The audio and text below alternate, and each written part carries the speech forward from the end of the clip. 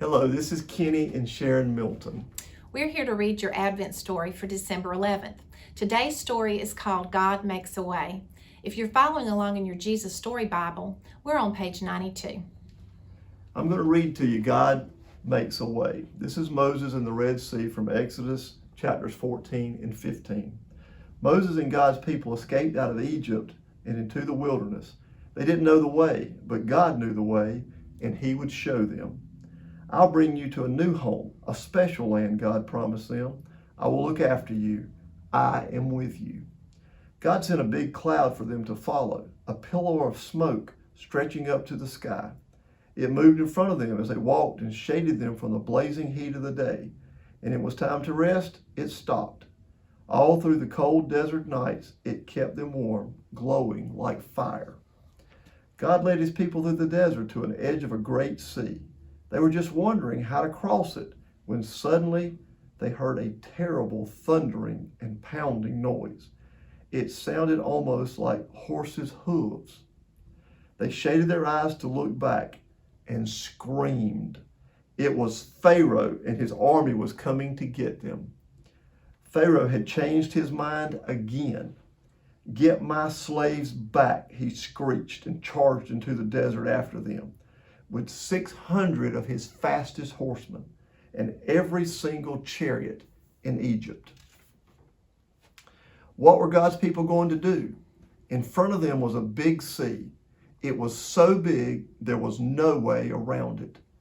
But there was no way through it. It was too deep. They didn't have any boats, so they couldn't sail across.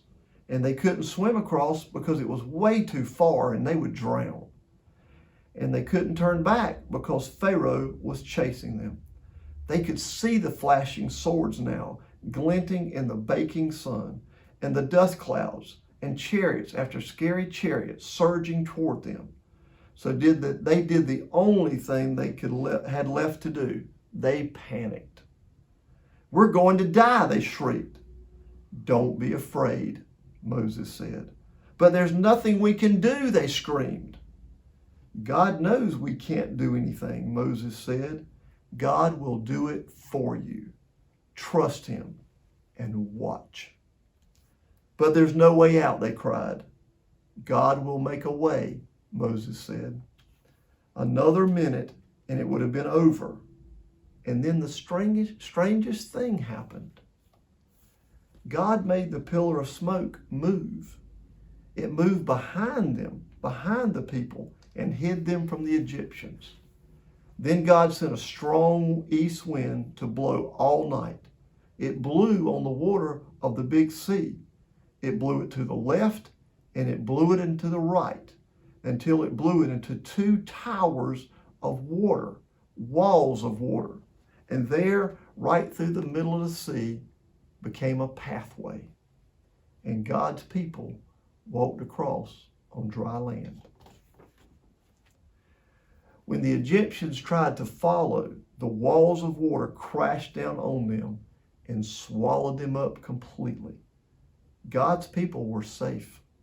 They danced and laughed and sang and thanked God. When there had been no way, God made a way. Many years later, once again, God was going to make a way where there was no way. From the beginning, God's children had been running from Him and hiding. God knew His children would never be happy without Him, but they couldn't get back to Him by themselves. They were lost. They didn't know the way back. But God knew the way, and one day He would show them. Our story today comes from Exodus 14 and 15. Let's read Exodus 15:13. "You've led in your steadfast love the people whom you have redeemed. You have guided them by your strength to your holy abode." When the Israelites saw how God had rescued them, they put their trust in God. The greatest rescue in the Bible is when Jesus came to die on the cross. Now, when God rescued the people, they trusted God. We too can trust the God who rescues His people. We can trust Jesus, the great rescuer.